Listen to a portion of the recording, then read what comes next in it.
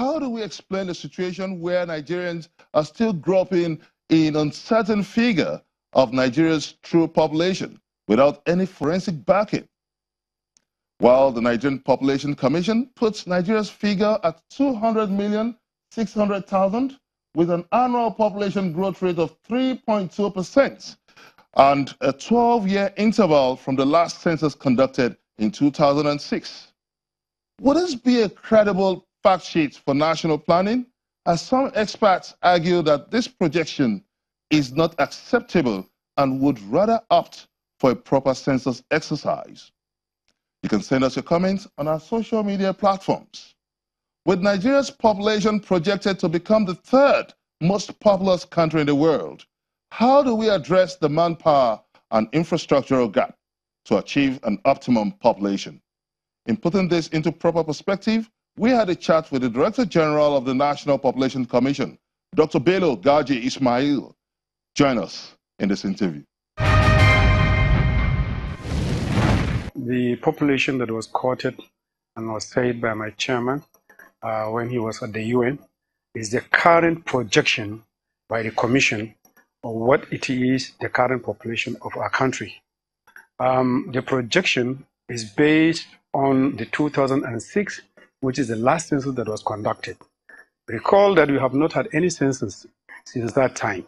However, between that period and now, the Commission actually does some activities like conducting some surveys in order to monitor some of the progress and development of the major indicators of population dynamics, whether they are up or down. It is on the basis of that that the calculation of Nigeria's current population put at around 200 million. Actually, if you do the mathematics, because what you need to do is to take the base population, which is 140 million in 2006, multiply it by the time interval.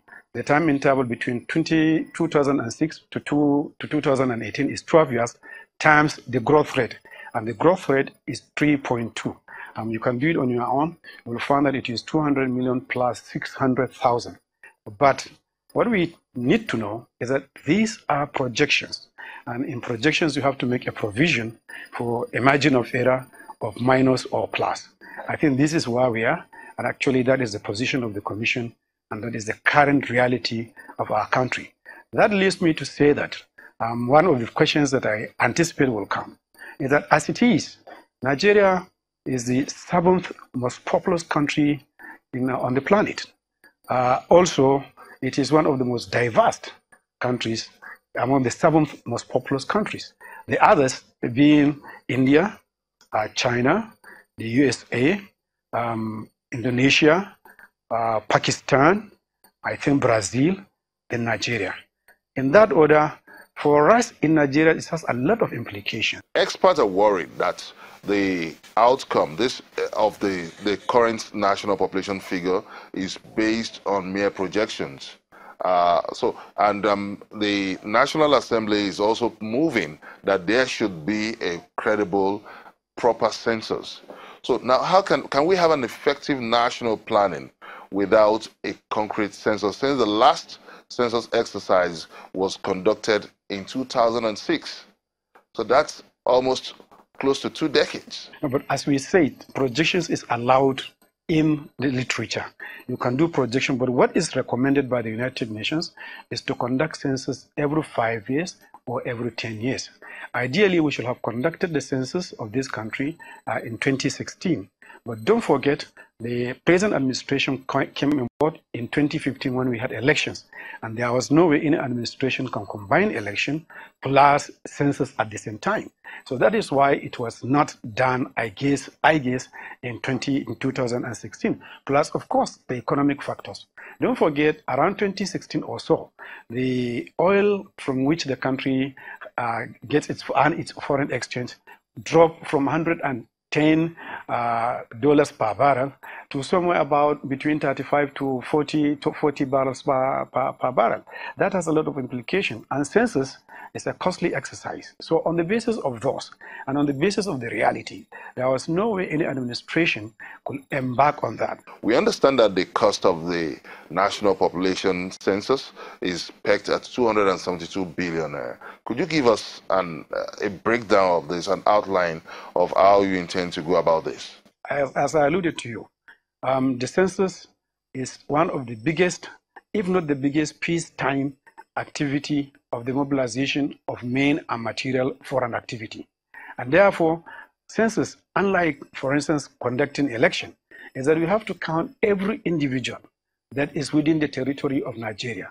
We have to also list every household that is also within our sovereign nation. We also have to count all the human beings, and therefore the exercise is really enormous, time-taking, time-consuming, tasking, and including people that are actually madmen, because during the period of the census, nobody should be excluded on any account. So it has to reflect the total population of the country, and therefore it is really an expensive exercise. So, but the process itself, you have to do from the foundation, which is the EAD, the enumeration demarcation. So we have to carve the country into small parcels of areas that are convenient for calculating or for doing the enumeration.